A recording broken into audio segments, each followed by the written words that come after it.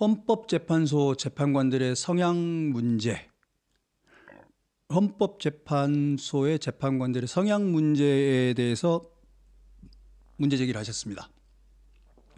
이거 사실 탄핵 심판 들어가는 그 단계에서부터, 그리고 이제 헌법재판관을 뽑는 그 단계에서부터 제가 계속 반복해서 문제 제기를 드렸던 겁니다.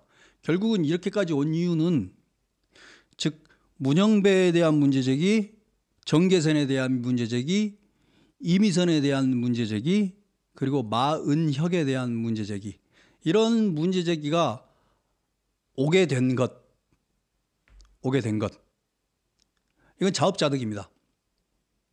제가 누차 말씀드렸지만 헌법재판소는 수긍과 동의를 구할 수 있도록 절차적으로 중립적이어야 될 거다. 의심받을 행동을 하지 말아야 한다. 그게 제일 중요할 거다라고 말했습니다. 속도가 문제가 아니라 원칙이 중요할 거라고 제가 누차 계속 반복해서 말을 했습니다. 그런데 이분들은 오해받을 만한 일들을 반복해서 했습니다. 그렇죠? 여러 번 반복해서. 헌법재판소에서 심판과 쟁의들의 순서 조절하는 데 있어서도 그렇고, 그러니까 예를 들면 이런 거죠. 최성목과 관계된 권한쟁의를 한덕수와 관계된 권한쟁의보다 먼저 해야 되는 이유가 뭡니까? 석연치 않죠? 자신들 헌재의 편의주의적인 발상에서 그렇게 해버린 거잖아요. 그 다음에 대통령의 방어권 문제도 분명히 중요한 부분입니다. 죄가 있고 없고는 둘째고, 아무리 죄가 많은 사람이라도 그 사람의 방어권도 철저히 인정이 돼야 합니다.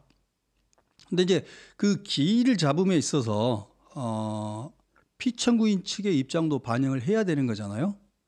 그러니까 상식을 넘어서서 지연을 할 의도가 명확하자면야 거기에 부응해 줄 필요는 없지만, 그렇지 않고 타당하다면 거기에 합당하게 기일을 잡으면 되는데, 다소 성급하게 서두른다라는 느낌 받죠. 특히 지금 뭡니까? 다음 주부터 있게 되는 건 오전부터 시작하죠. 오전 10시부터 시작해가지고 오후까지 계속 가는 것 같은데, 이런 식으로 잡는 건 되게 이례적이죠. 이렇게 이제 급하게 잡는 이유가 뭐냐? 대통령은 충분히 그런 방어권이 보장되는 걸까요? 본인이 또 직접 반론도 하실 것 같은데, 이런 부분에 있어서 약간 좀 예단을 가지고 들어가는 거 아니냐. 아니, 물론 예단 가질 수도 있겠죠. 근데 예단을 가지고 들어가는 거 아니냐라는 의심을 자초하게 됐습니다. 한번 의심을 갖게 되면, 의심이라는 건 조그마한 틈만 있으면, 씨앗만 하나 심어지면 그다음부터는 증폭되기 마련입니다. 그렇게 되니까 이제 문영배가 과거에 올렸던 SNS 댓글이 문제가 되고, 문영배의 과거 성향이 문제가 되고, 정계선의 남편이 문제가 되고, 이미선의 과거 행적이 문제가 되고, 그리고 마은혁의 과거 행적이 문제가 되죠. 근데 엄밀하게 말하면 이렇게 할게요. 헌법재판소 법상 제척사유에 해당하지는 않습니다. 그러니까 제척이라 하면 재판관이 스스로 빠져야 되는 건데, 헌법재판소 법상 제척사유에는 해당하지 않고요. 기피 신청을 할 수 있는 사유도 아닙니다. 왜냐하면 이미 변론 기일에 출석해서 본안에 관한 진술을 피청구인 측, 윤석열 대통령 측에 이미 했기 때문에 기피 신청을 더 추가적으로 할 수 있는 것도 아닙니다. 다만 재판관은 일항 또는 사망의 사유가 있을 때, 제일 아래쪽입니다. 재판장의 허가를 받아 회피, 재판관 본인이 나는 이러이러해서 안 하는 게 맞겠습니다라고 회피할 수 있다라고 되어 있습니다. 즉 문영배, 정계선, 이미선 이런 분들은 스스로가 회피 신청을 할 수는 있습니다. 물론 회피하지 않을 겁니다. 근데 기피 사유는 당연히 아니고, 회피도 제가 볼 때는 이게 회피 사유까지 되는지 솔직히 잘 모르겠습니다. 회피 사유가 아닐 수도 있다고 생각하는데, 그와 별개로 이런 의심을 자초한 건 헌법재판소의 미심쩍은 그간의 행보였다. 자초한 거다. 원칙과 합리성을 중시하고 중립에 서가지고 원칙대로 절차를 진행했으면 좋았을 것을 그렇지 않은 것 같다라는 의심을 국민들과 정치권으로부터 받고 말았다. 본인의 운명을 스스로 꼬이게 만들었다. 라고 저는 생각합니다. 그럼 앞으로는 어떻게 해야 되느냐? 제가 보기에는 뭐 이게 회피 기피가 가능할 것 같지는 않아요. 회피 기피가 가능할 것 같지는 않고, 지금부터라도 일정을 투명하게 밝혀야 된다고 생각합니다. 몇 개 남아있는 탄핵 심판들 있잖아요. 그것들도 가능하면 일정들을 밝혀주시고, 대통령의 탄핵 심판 일정도 합리적으로 좀 조정할 게 있으면 조정을 하고, 피청구인 측 주장도 합리적이면 받아들여야 됩니다. 그것들을 받아들이고, 나중에 결과가 나왔을 때 양측의 수긍과 동의가 중요하다고 그랬잖아요. 시간이 중요한 게 아니라 원칙이 중요하기 때문에 원칙에 입각해서 양측의 이야기들을 충분히 듣고 양측 어느 하나에게 소홀함 없이 심판 절차가 진행될 수 있도록 만전을 기한다. 이 원칙을 지키는 것 말고는 헌재가 살아날 길이 없습니다. 안 그러면 어떤 식의 결과가 나오건 헌재는 무사하기 힘들 겁니다. 그리고 이 팔자는 본인이 꼬아놓은 거지 남들이 이렇게 만든 거 아닙니다. 지금 박근혜 대통령은 17번 기일을 했었다고 그랬잖아요. 그런데 지금 몇 번 했습니까? 5번 했습니다. 그러면 12번을 더한다 치면 2월 달이 4주, 일주일에 2번, 8번. 대략 2월 달 8번을 더할 수 있습니다. 그럼 13번입니다. 전부 합치면. 그리고 3월 초 어느 순간까지, 그러니까 박근혜만큼 할 건지 박근혜보다 더 할 건지는 모릅니다만 박근혜만큼 한다라고만 봐도 3월 초 중순까지는 아마 변론 기일이 진행될 거라고 예상해야 됩니다. 3월 초 중순까지 변론 기일이 예상이 되고요. 변론 기일을 3월 초 중순까지 한다는 소리는 그로부터 약 한 달. 그 종국 결심이라고 하죠. 종국 결심은 그로부터 한 달이면 4월 초 중순이라고 봐야 된다고 저는 생각합니다. 이걸 그리고 헌재가 인위적으로 4월 18일 이전으로 인위적으로 시간부터 정해놓고 거기에 억지로 짜맞추려고 했다가는 안 된다고 그랬잖아요.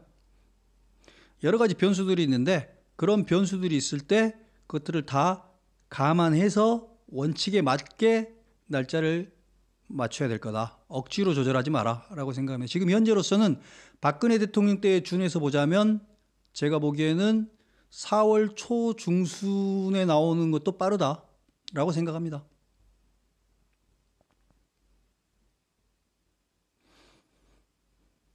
예, 현수님, 근데 이게 헌법재판관의 권한대행이 서두른다고 해서 그렇게 빨라지는 건 아닐 겁니다. 이게 이제 주체 측이 의지가 있다고 해서 막 가는 건 아닙니다. 여러 가지 것들. 그리고 압박이 이미 세게 들어갔잖아요. 그러니까 국민의힘 쪽에서 문영배, 이미선, 정계선 등을 압박을 해 들어가고 있는 이 모양새가 그 헌법재판관들을 실제로 무슨 스스로 알아서 회피하라고 그렇게 압박을 넣은 건 아니에요. 회피해야 한다라고 압력을 넣으면서 심리적으로 압박을 주면서 재판을 최대한 공정하게 원칙적으로 부담스러워서라도 원칙 다 꼬박꼬박 지켜가면서 할 수 있도록 가라고 압력을 넣고 있다고 생각합니다. 상당 부분 이게 헌법재판소에 재판을 하고 있는 판사에 대해서 이런 식으로 공격을 하는 거 저는 맞지 않다라고 생각은 합니다. 그런데 지금의 헌법재판소가 그렇게 법과 절차와 원칙을 따박따박 지켜가지고 하는 사람들 같지 않고 이미 국민의 의심을 받아버린 마당이라서 저로서는 제가 볼 때는 국민의힘 입장에서 헌법재판관들을 공격하는 심사가 이해가 일부분 가는 것도 있습니다. 물론 안 그랬으면 더 좋겠지만 그렇게라도 해서 헌법재판소가 최대한 원칙을 지키면서 탄핵 심판 절차를 진행하도록 압력을 가하고 있다. 저는 이렇게 이해하고 있습니다.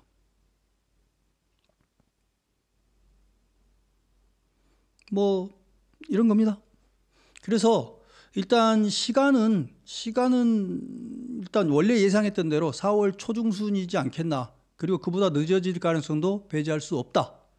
결과 결과는 가봐야 하는 거죠. 결과는 가봐야 안다고 생각하고요. 전 정말 결과 함부로 예단할 수 없다고 생각합니다. 특히 이제 증인신문이 계속 있잖아요. 그 증인신문들을 하나하나 봐가면서 그러고 나서 판단해도 늦지 않다고 생각합니다. 예. 법비엔비엔님, 이진숙 4대4 기각 이 부분도 헌법재판소에 대한 신뢰를 깎아내리는데 심각한 역할을 했습니다.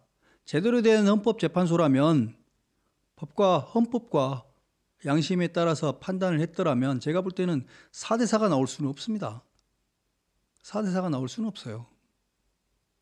이건 법대 안 나와도 판사 아니라도 알 수 있는 겁니다. 4대4가 나온 건 누가 봐도 이건 이데올로기적인 경사가 있었다라고 밖에 말할 수 없습니다.